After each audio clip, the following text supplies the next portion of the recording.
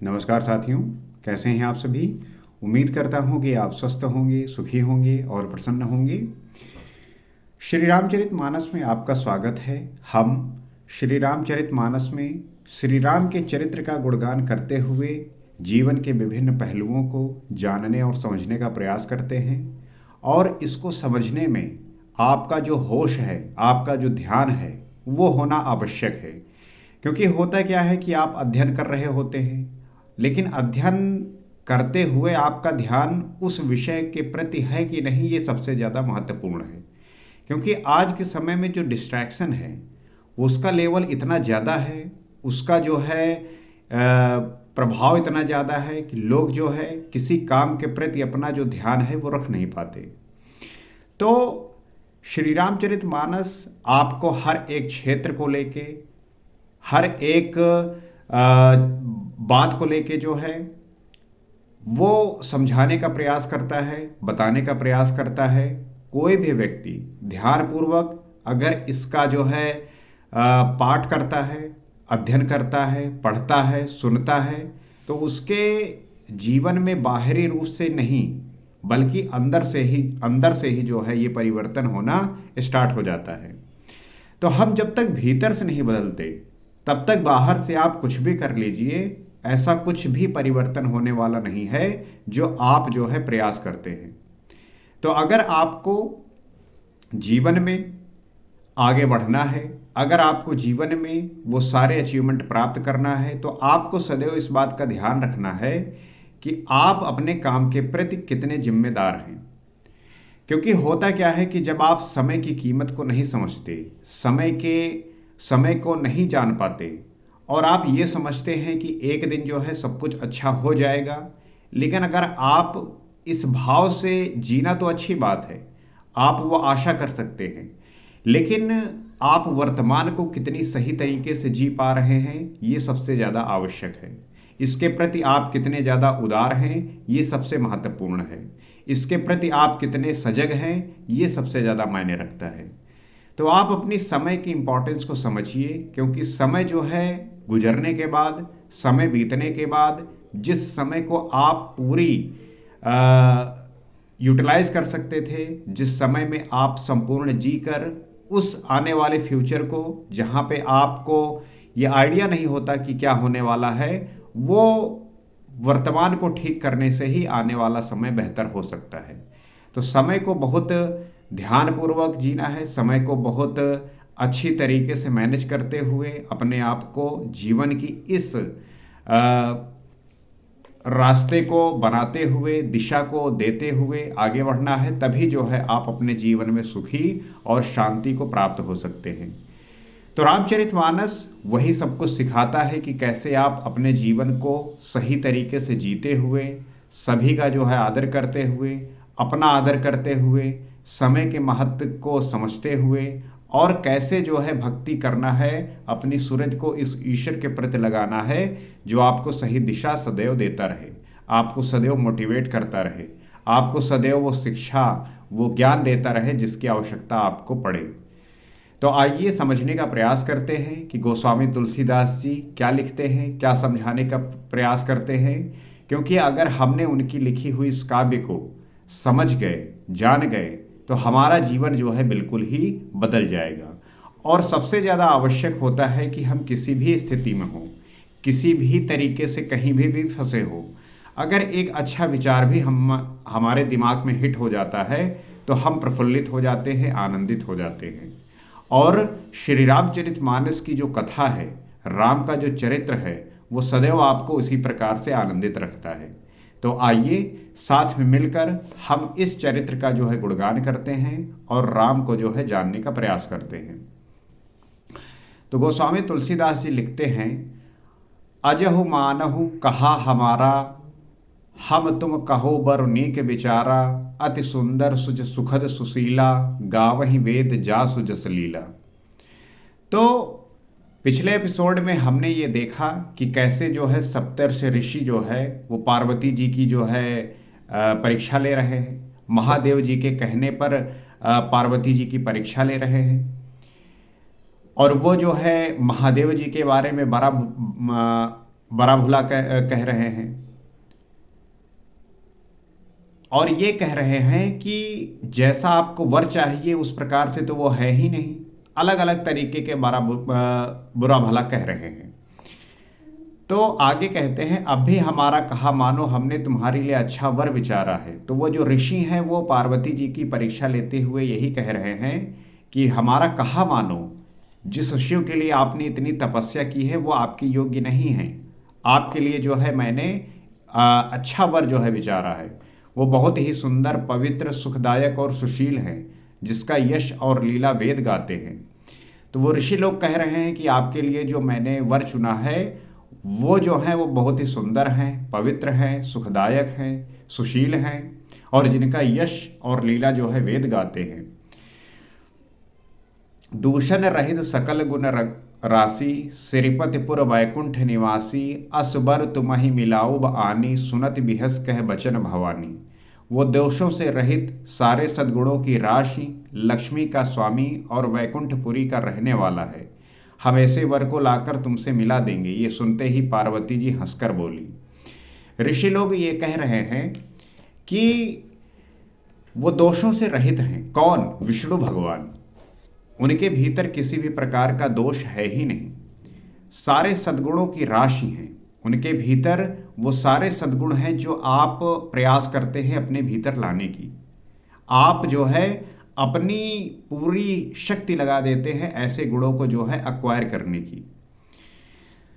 तो लक्ष्मी का स्वामी और वैकुंठपुरी का रहने वाला है। तो विष्णु जी जो है लक्ष्मी जी के स्वामी हैं और वैकुंठपुरी में रहने वाले हैं। हम ऐसे वर को लाकर तुमसे मिला देंगे। ये सुनते ही पार्वती हंसकर बोली, असवर तुम्हि मिलाऊब आनी, सुनत बिहस कह बचन भवानी। यह सुनकर जो है पार्वती जी हंसकर बोली, सत्य कहो गिरभव तनु एहा, हठ न छूट छूटे बरुदेहा, कनकौ पुनि पशान ते होई, जारहु सहज न परिहर सोई।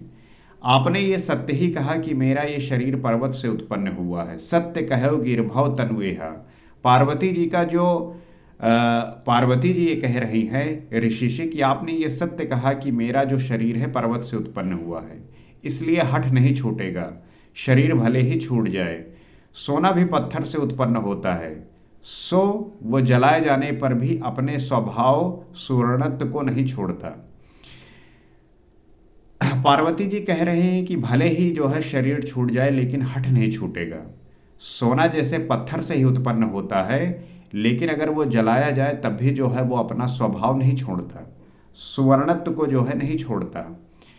नारद बचन न मैं परिहरऊ, बसौ भवन उजरऊ नहीं डरऊ, गुर के बचन प्रतीत न जेही, सपने सुगम न सुख सिद्ध तेही।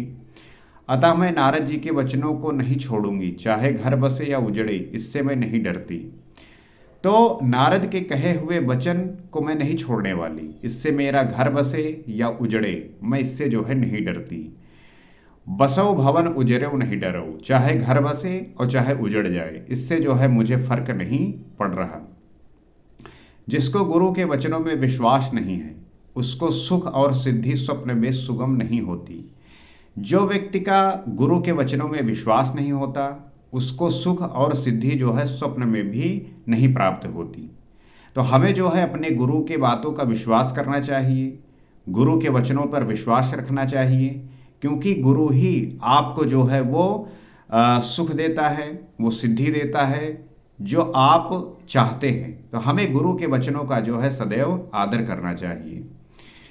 महादेव अवगुण भवन, विष्णु सकल गुण धाम, जहिकर मनोरम जाहिसन, तेहि तेहिसन काम। माना कि महादेव जी अवगुणों के भवन हैं और विष्णु समस्त सद्गुणों के धाम हैं, पर जिसका मन जिसमें रम गया उसी को तो उसी से काम है।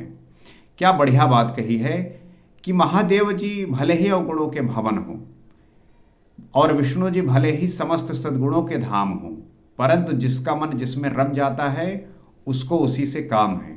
और ये जो है व्यवहारिक जीवन में भी होता है। चाहे कोई व्यक्ति किसी का दोस्त बने, कोई व्यक्ति किसी का साथी बने, संगी बने, कोई कुछ भी कहे, लेकिन आपको क्या पसंद है, आप क्या चाहते हैं, आपका किससे काम है और आपका मन किस में रम गया है, ये सबसे ज़्यादा निर्भर करता है। जो तुम मिलते हो प्रथम मुनीसा, सुनते सिख तुम्हारी धर सीसा, अब मैं जन्म संभुहित हारा, को गुण दूषण करे विचारा। हे मुनीश्वरों, यदि आप पहले मिलते तो मैं आपका उपदेश सिर माथे रखकर सुनती, परंतु अब तो मैं अपना जन्म शिव जी के लिए हार चुकी हूँ, फिर गुण दोषों का विचार कौन करे। पार्वती जी कह रहे हैं कि हे ऋषिगण, अगर आप पहले मिले होते तो शायद मैं इसके बारे में सोचती, लेकिन अब तो मैं अपना जन्म जो है वो शिव के लिए ही हार चुकी हूँ, तो फिर जो है गुण और दोष का जो है विचार कौन करता है। जिसने अपने मन को पूरी तरीके से किसी के प्रति समर्पित कर दिया है, फिर उसके लिए जो है गुण और दोष का जो है विचार कैसा कैसा जो है विचार की जो है आप अपनी मन को जो है परिवर्तित करें। वहां पे तो आपने जो है समर्पित ही कर दिया है। जो तुम्हारे हट हृदय विषेखी, रही न जाए बिन किए बरेखी, तव कौतुक ही आलसु नाही, बर कन्या अनेक जगमाही। यदि आपके हृदय में बहुत ही हट है और विवाह की बातचीत बरेखी किए बिना आपसे रहा नहीं जाता, तो संसार में वर कन्या बहुत हैं। खिलवाड़ करने वालों को आलस्य तो होता नहीं, और कहीं जाकर कीजिए। तो पार्वती जी जो है नाराज हो रही हैं और वे कह रही हैं कि हृदय में बहुत ही हट है और विवाह की बातचीत किए बिना आपसे रहा नहीं जाता, तो संसार में वर कन्या बहुत सारे हैं, आप वहां जाकर जो है ये सारे बातें कीजिए। जन्म कोट लगी रगर हमारी, बरौ शंभुनाता रहु कुमारी, तजौ न नारद कर उपदेशु, आप कहाई सतबार महेशु। मेरा तो करोड़ जन्मों तक यही हट रहेगा कि या तो शिव जी को वरूंगी, नहीं तो कुमारी ही रहूंगी। जन्म कोट लगी रगर हमारी, बरौ शंभुनाता रहु कुमारी। मन चूंकि अब पार्वती जी शिव जी के प्रति लगा दिए हैं और जो है पूरा जन्म जो है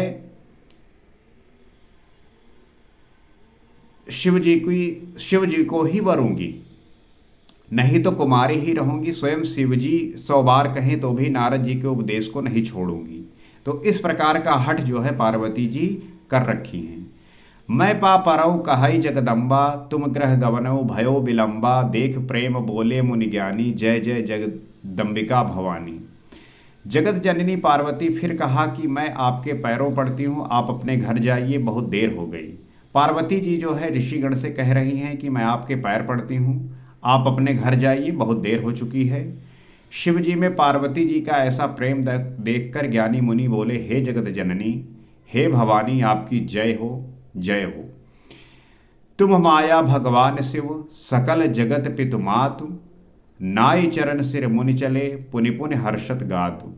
आप माया हैं और आप शिवजी भगवान हैं, और शिवजी भगवान हैं। आप दोनों समस्त जगत के माता पिता हैं। ऋषिगण क्या कह रहे हैं? वो कह रहे हैं कि आप जो है माया हैं, शिव जी जो है भगवान हैं, आप दोनों समस्त जगत के माता पिता हैं। ये कहकर मुनि पार्वती जी के चरणों में सिर नवाकर चल दिए। ये सब बात कही और उसके बाद मुनिगण जो है पार्वती जी के चरणों में जो है सिर नवाया, और उसके बाद जो है वो शरीर चरणों में सिर नवाकर चल दिए।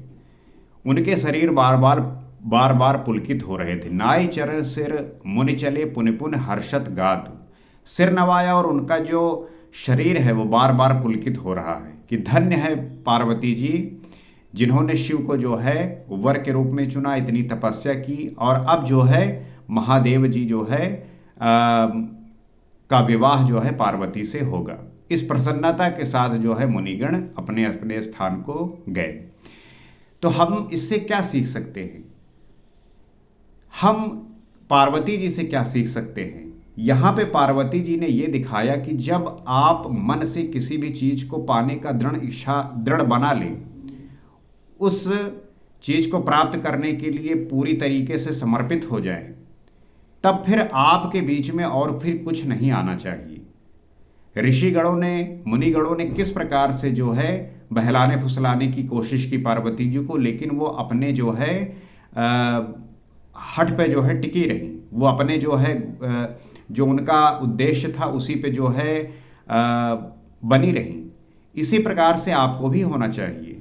आपने कोई बात ठान रखी है, ऐसी नहीं कि कोई अहंकार की बात लेके ठान रखा है कि अब जो है ससुराल गए हैं तो पानी ही नहीं पिएंगे, ये सब बात नहीं।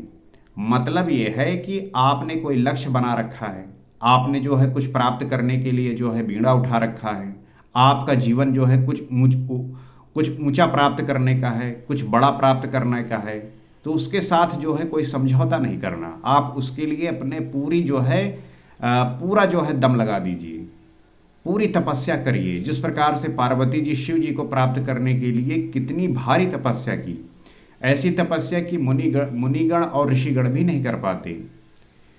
तो हमें भी जो है अपने लक्ष्य के लिए, अपने गोल के लिए, अपने उद्देश्य के लिए उसी प्रकार से तपस्या बहुत ईमानदारी से और पूरी समर्पणता के साथ करनी चाहिए। यही समर्पणता, यही जो है आपकी ईमानदारी आपको जो है सफलता दिलाएगी। और इससे जो है आपको घबराना नहीं है, सदैव मजबूत रहना है। आपके भी मन में जो है कई प्रकार के विचार आएंगे जो आपको पीछे ढकेलेंगे, लेकिन आपको सदैव डट कर खड़े रहना है। और कुछ भी हो जाए, आपको अपने लक्ष्य से जो है हटना नहीं है, उसी के लिए जो है सदैव मेहनत करते रहना है। तो श्री रामचरितमानस इस प्रकार से जो है आपको सारी बातें सिखाती हैं। इसीलिए मैं जो है आपको कहता हूँ कि आप जो है इसे पढ़िए और इसको अर्थ को समझिए। सिर्फ आपको कहानी नहीं समझनी, आपको सिर्फ कहानी नहीं सुनना, कथा नहीं सुनना, ये बच्चों के लिए हो सकती है, लेकिन जो इसका वास्तविक अर्थ है वो सभी के लिए है। आप कथा के साथ साथ इसके सीख को जो है अपने भीतर लेके आइए। ये सीख जो है आपको जीवन में मजबूत बनाएगी, और जब आप मन से और शरीर से मजबूत होंगे तभी इस जो है संसार में सरवाइव कर सकते हैं, इस संसार को जी सकते हैं। तो उम्मीद करता हूँ कि ये जो पाठ है, ये जो आपने बहुमूल्य कीमत समय का दिया, वो आपके लिए आनंदमयी रहा होगा, आपको आनंद आया होगा। इसी प्रकार से इसी तरीके की कथा सुनते रहने के लिए आप इस चैनल से जुड़ सकते हैं, ताकि हम साथ में मिलकर इस कथा को जो है उस ऊंचाई तक पहुंचा सके जहां हर एक व्यक्ति इसका लाभ प्राप्त कर सके और इससे मिले ज्ञान को ग्रहण करके अपने जीवन को परिवर्तित कर सके। इसी आशा के साथ आज इतना ही। अगले एपिसोड में आपसे फिर मुलाकात होगी। सीताराम।